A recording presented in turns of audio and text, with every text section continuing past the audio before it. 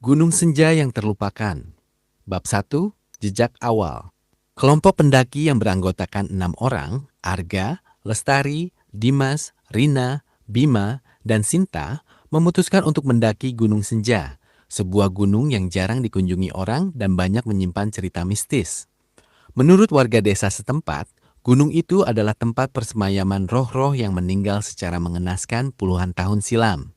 Namun, bagi mereka yang masih muda dan penuh semangat, itu hanyalah dongeng untuk menakut-nakuti anak-anak. Kita pasti bisa sampai ke puncak sebelum matahari terbenam, ujar Arga dengan yakin, meski wajah tetua desa tampak cemas saat mereka berpamitan. Perjalanan berawal dengan suasana yang cerah. Hutan pinus yang rindang menaungi jalan setapak, suara burung berkicau riang, dan udara pegunungan yang segar membuat mereka semakin bersemangat. Namun, saat mereka mulai mendaki lebih tinggi, awan hitam perlahan menutupi langit. Suasana yang tadinya hidup berubah menjadi sunyi senyap, bahkan suara hewan hutan pun seolah menghilang begitu saja. "Kok sepi sekali ya?" tanya Lestari yang mulai merasa tidak nyaman. "Mungkin karena akan turun hujan," jawab Dimas sambil melihat ke langit yang semakin gelap. Sesampainya di tempat yang akan mereka jadikan lokasi berkemah, Arga melihat sesuatu yang aneh di tanah. Terdapat jejak kaki yang berbaris rapi menuju ke atas bukit. Ukurannya lebih besar dari kaki manusia biasa, dan jarak antar langkahnya terlalu jauh, seolah yang berjalan itu memiliki tubuh yang sangat tinggi. "Lihat ini," kata Arga sambil menunjuk jejak itu. Semua orang mendekat dan tertegun. Tidak ada yang berani bersuara lama, karena di dalam hati masing-masing mulai muncul rasa waspada yang belum pernah mereka rasakan sebelumnya. Bab 2. Suara di tengah kabut. Malam turun dengan cepat, disertai turunnya kabut tebal yang membuat pandangan hanya sejauh beberapa meter saja. Angin berhembus kencang, menerbangkan dedaunan dan menimbulkan suara desiran yang terdengar seperti orang yang sedang berbisik-bisik satu sama lain. Cahaya obor menjadi satu-satunya penolong yang melindungi mereka dari kegelapan yang terasa mencekam. Sekitar pukul 2 dini hari, mereka terbangun karena suara langkah kaki yang terdengar jelas dari luar tenda. Suaranya berat dan teratur, seolah ada sekelompok orang yang berjalan mengelilingi tempat mereka berkemah. Tap, tap, tap. "Siapa di luar sana?" teriak Bima dengan suara gemetar. Tidak ada jawaban. Namun suara langkah kaki itu semakin mendekat, sampai akhirnya berhenti tepat di depan pintu tenda mereka. Suara napas yang berat terdengar jelas, seolah ada seseorang yang berdiri di luar dan sedang mengamati mereka dari balik kain tenda. Tiba-tiba, suara serak yang dalam terdengar, memanggil nama mereka satu persatu dengan nada yang dingin dan tanpa perasaan. "Arga, Lestari, Dimas, ikutlah kami menunggumu." Suara itu tidak datang dari satu arah saja, tapi seolah menyebar ke seluruh penjuru, masuk ke dalam telinga dan langsung menusuk ke dalam hati. Mereka saling berpegangan tangan erat-erat, tidak berani membuka tenda atau bahkan mengeluarkan suara sedikit pun. Hingga fajar menyingsing, mereka hanya bisa menahan rasa takut yang membengkakkan darah. Bab 3. Kisah dari masa lalu. Keesokan harinya, saat mereka berencana melanjutkan pendakian, mereka bertemu dengan seorang lelaki tua yang sedang mengumpulkan kayu bakar di pinggir jalan. Pakaiannya usang dan berlumuran tanah, wajahnya dipenuhi kerutan yang menunjukkan usianya yang sudah lanjut, dan tatapan matanya dalam seolah menyimpan banyak rahasia. "Anak-anak, kenapa kalian datang ke sini?" tanya lelaki tua itu dengan suara parau. "Tempat ini bukan tempat untuk orang yang masih ingin hidup damai." "Apa maksud Pak?" tanya Arga dengan hati-hati. Lelaki tua itu duduk di atas batu besar, lalu mulai bercerita dengan nada yang sedih. "Puluhan tahun yang lalu, di atas gunung ini berdiri sebuah desa yang makmur. Penduduknya hidup rukun dan damai, sampai datanglah bencana besar yang menghancurkan segalanya. Saat itu, terjadi tanah longsor yang menimbun seluruh desa dan menewaskan hampir semua penduduknya. Mereka mati dalam keadaan kesusahan, merasa ditinggalkan dan tidak ditolong oleh orang-orang yang tinggal di bawah gunung. Sejak saat itu, roh-roh mereka tidak pernah tenang. Mereka berkeliaran di sini, mencari orang yang bisa menemani mereka selamanya." "Apakah mereka akan menyakiti kami?" tanya Rina yang wajahnya sudah pucat pasi. "Mereka tidak akan mengganggu orang yang menghormati tempat ini dan tidak mengambil apapun yang ada di sini," jawab lelaki tua itu sambil menatap tajam ke arah mereka. "Tapi jika ada yang berani mengambil barang-barang milik mereka, maka nasibnya akan sama seperti mereka, terjebak di sini selamanya, tidak bisa pulang, tidak bisa beristirahat. Setelah mengatakan itu, lelaki tua itu berjalan masuk ke dalam hutan. Saat tubuhnya menghilang di balik pohon-pohon, mereka baru sadar satu hal yang aneh. Kakinya tidak pernah menyentuh tanah sedikit pun, seolah ia melayang saat berjalan. Bab 4. Barang yang terbawa. Setelah mendengar cerita itu, mereka sepakat untuk tidak mengambil apapun dari gunung ini, baik itu batu, daun, maupun benda lain. Namun, tanpa sepengetahuan teman-temannya, Dimas diam-diam memasukkan sebuah patung kecil yang terbuat dari batu ke dalam tasnya. Ia mengira benda itu hanya barang kuno yang indah dan bisa menjadi kenang-kenangan perjalanan mereka. Sejak saat itu, perubahan aneh mulai terjadi pada diri Dimas. Wajahnya yang tadinya cerah menjadi pucat dan kurus, matanya tampak kosong seolah ia sedang memikirkan sesuatu yang berat, dan ia sering berbicara sendiri dengan suara yang tidak dikenali oleh teman-temannya. Kadang-kadang ia berhenti berjalan dan menatap ke arah hutan dengan tatapan yang terpesona, seolah ia melihat sesuatu yang tidak dilihat orang lain. "Ada apa denganmu, Dimas?" tanya Sinta yang mulai khawatir. "Ada yang memanggilku," jawab Dimas dengan suara yang berat dan serak, sama persis dengan suara yang mereka dengar di malam sebelumnya. "Mereka bilang aku orang yang mereka cari. Mereka bilang aku akan hidup bersama mereka di tempat yang indah di atas sana." Malam itu, saat mereka sedang tidur, Dimas tiba-tiba bangun dan berjalan keluar tenda dengan langkah yang kaku dan tidak wajar, seolah ada kekuatan yang menggerakkan tubuhnya. Arga yang terbangun karena suara langkah kaki segera mengikutinya dari belakang. Ia melihat Dimas berjalan menuju tebing yang curam, dan di depannya tampak sosok-sosok bayangan yang berdiri di tengah kabut, melambaikan tangan seolah memanggilnya untuk mendekat. "Dimas, berhenti!" teriak Arga sambil berlari sekuat tenaga. Ia berhasil menarik tubuh Dimas tepat saat kakinya hampir melangkah ke tepi jurang. Saat mereka jatuh ke tanah, patung batu yang ada di dalam tas Dimas terlempar dan jatuh ke semak belukar. Seolah-olah sesuatu yang mengikat dirinya lepas begitu saja, Dimas langsung sadar dan pingsan di tempat. Bab 5. Jalan yang berubah. Keesokan harinya, kabut yang tadinya berwarna putih bersih berubah menjadi abu-abu gelap dan berbau busuk seperti mayat yang membusuk. Jalan setapak yang biasa mereka lewati seolah berubah bentuk dan arah.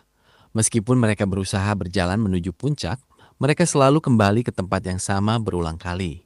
"Kita tersesat," kata Lestari dengan nada putus asa. "Sudah 4 kali kita lewat tempat ini. Ini pasti ulah mereka." Semua penunjuk arah yang biasa mereka gunakan kini tidak berfungsi lagi. Matahari yang seharusnya berada di sebelah timur justru terlihat di sebelah barat. Aliran air sungai yang seharusnya mengalir ke bawah justru mengalir ke atas. Dan pohon-pohon yang seharusnya tumbuh mengikuti arah angin kini tumbuh dengan bentuk yang aneh dan menakutkan. Saat mereka sedang bingung mencari jalan keluar, kabut itu mulai bergerak dan membentuk berbagai bentuk yang mengerikan. Ada yang menyerupai wajah manusia dengan mata yang berlubang dan mulut yang terbuka lebar seolah ingin meneriakkan rasa sakit. Ada yang menyerupai tubuh manusia yang cacat dan berjalan dengan langkah yang tidak beraturan. Suara-suara mulai terdengar lagi, kali ini lebih keras dan jelas. Suara tangisan, suara rintihan kesakitan, suara teriakan kemarahan, dan suara doa yang putus asa memenuhi seluruh udara. Mereka menutup telinga dengan kuat, tapi suara itu tetap masuk ke dalam pikiran mereka, membuat kepala mereka terasa sakit seolah akan pecah. "Ini semua karena aku," bisik Dimas dengan suara yang menyesal. "Aku yang mengambil barang milik mereka. Kita harus mengembalikannya agar mereka berhenti mengganggu kita." Bab 6. Kehadiran yang semakin dekat. Mereka mulai mencari patung batu yang terlempar semalam, mencarinya di setiap sudut tempat yang mereka lewati. Namun, alih-alih menemukan barang itu, yang mereka temukan justru jejak kaki yang semakin banyak dan semakin dekat dengan tempat mereka berdiri. Jejak-jejak itu tidak hanya ada di tanah, tapi juga terukir di dinding batu, batang pohon, bahkan di permukaan air yang mengalir. Setiap jejak itu tampak seolah baru saja dibuat, padahal tidak ada orang yang terlihat berjalan di sana. Semakin tinggi mereka mendaki, semakin banyak jejak itu terlihat, seolah pemiliknya sedang mengikuti langkah-langkah mereka dari belakang. Malam itu mereka tidak berani tidur sama sekali. Mereka duduk melingkar dengan api unggun yang menyala di tengahnya, berusaha menjaga kehangatan dan rasa aman. Sekitar tengah malam, suara langkah kaki yang berat mulai terdengar lagi. Kali ini tidak hanya mengelilingi tenda mereka, tapi juga bergerak naik turun di atas atap tenda. Suara gesekan pakaian dan napas yang panas terdengar tepat di atas kepala mereka, seolah ada sesuatu yang sedang berdiri di atas tenda dan mengamati mereka dari atas. Terdengar juga suara bisikan yang berulang-ulang. "Kembalikan milik kami. Kalian telah mencuri bagian dari diri kami. Bayarlah dengan nyawa." Tiba-tiba, tiang penyangga tenda mereka patah dengan sendirinya, membuat kain tenda jatuh dan menutupi tubuh mereka. Mereka berusaha keluar dari balik kain itu dengan panik, tapi rasanya seolah ada tangan-tangan tak terlihat yang menahan mereka agar tidak bisa bergerak. Hanya setelah mereka berjanji akan mengembalikan barang itu dan meminta maaf dengan tulus, tekanan itu perlahan hilang. Bab 7. Jejak di Gua Batu. Keesokan harinya, saat mereka terus berjalan, mereka menemukan sebuah gua besar yang tersembunyi di balik tebing batu yang tinggi. Di mulut gua itu terukir tulisan yang sudah usang. "Tempat persemayaman kami. Barang-barang kami ada di sini. Siapa yang berani mengambilnya akan menjadi bagian dari kami selamanya." Mereka masuk ke dalam gua itu dengan hati-hati, membawa obor sebagai penerangan. Di dalam sana, mereka melihat banyak patung dan benda-benda lain yang tersusun rapi di atas rak-rak batu. Semua benda itu tampak sama persis dengan patung yang dibawa oleh Dimas. Di dinding gua, terdapat lukisan-lukisan yang menceritakan kisah masa lalu penduduk desa yang tertimbun tanah longsor itu. Bagaimana mereka menderita, bagaimana mereka meminta tolong tapi tidak ada yang mendengar, dan bagaimana mereka bersumpah akan menghukum siapa saja yang mengganggu kedamaian mereka. Di sudut gua, mereka menemukan patung yang mereka cari terletak di atas batu datar, seolah-olah diletakkan di sana dengan sengaja. Di sampingnya terukir tulisan pendek, "Kembalikan ke tempatnya, minta maaf dengan hati yang tulus, dan tinggalkan tempat ini selamanya. Maka kami tidak akan mengganggumu lagi." Mereka mengambil patung itu dengan hati-hati, membungkusnya dengan kain bersih agar tidak tersentuh kulit tangan mereka. Lalu mereka meletakkannya di tempat yang kosong di antara benda-benda lain itu. Setelah itu mereka berlutut bersama-sama dan memohon maaf dengan suara yang lantang dan penuh penyesalan. "Kami memohon maaf yang sebesar-besarnya atas kesalahan yang telah kami perbuat. Kami tidak tahu bahwa benda ini adalah milik kalian dan memiliki makna yang sangat berharga. Kami berjanji tidak akan pernah mengambil atau mengganggu apapun yang ada di tempat ini lagi. Mohon maafkan kami dan biarkan kami pulang dengan selamat." Bab 8. Penampakan di puncak. Setelah selesai memohon maaf, mereka keluar dari gua dan berniat untuk segera turun gunung. Namun, saat mereka berbalik arah, mereka melihat sekelompok sosok yang berdiri di atas puncak bukit yang tinggi, menatap ke arah mereka dengan tatapan yang sulit diartikan, campuran antara kemarahan, kesedihan, dan harapan. Sosok-sosok itu tampak seperti manusia biasa, tapi pakaian mereka sudah usang dan berlumuran tanah, dan tubuh mereka tampak tembus pandang seolah terbuat dari kabut. Mereka berdiri diam dalam waktu yang lama, tidak bergerak dan tidak mengeluarkan suara apapun, seolah sedang memutuskan nasib kelompok pendaki itu. Tiba-tiba, salah satu sosok itu melambaikan tangannya perlahan, seolah memberi isyarat bahwa mereka boleh pergi. Saat tangan itu bergerak, kabut yang menutupi seluruh gunung perlahan menipis, memperlihatkan jalan yang jelas menuju ke bawah gunung. Suasana yang tadinya dingin dan mencekam terasa menjadi lebih hangat dan damai, seolah beban berat yang menindih hati mereka telah diangkat begitu saja. Namun sebelum mereka berjalan jauh, suara yang lembut dan menenangkan terdengar di dalam hati mereka. "Kalian telah menyadari kesalahan dan berusaha memperbaikinya. Itu yang membuat kami memaafkan kalian. Tapi ingatlah pesan kami, hargailah apa yang menjadi milik orang lain. Hargailah tempat yang memiliki makna bagi orang lain. Dan jangan pernah mengambil sesuatu yang bukan hak kalian. Ingatlah pesan ini dan sebarkan kepada orang lain agar mereka tidak mengalami nasib yang sama seperti yang kami alami." Setelah pesan itu selesai disampaikan, sosok-sosok itu perlahan menghilang bersama kabut yang tersisa, meninggalkan pemandangan pegunungan yang indah dan damai di hadapan mereka. Bab 9. Perjalanan pulang. Perjalanan turun gunung berjalan dengan lancar tanpa ada kejadian aneh yang terjadi lagi. Jalan yang tadinya tersembunyi dan berbahaya kini terlihat jelas dan aman. Udara yang tadinya berbau tidak sedap kembali segar seperti sedia kala. Dan suara hewan hutan kembali terdengar riang mengiringi langkah mereka. Mereka berjalan dengan hati yang lega, meski kenangan yang mereka alami akan selalu melekat di ingatan mereka selamanya.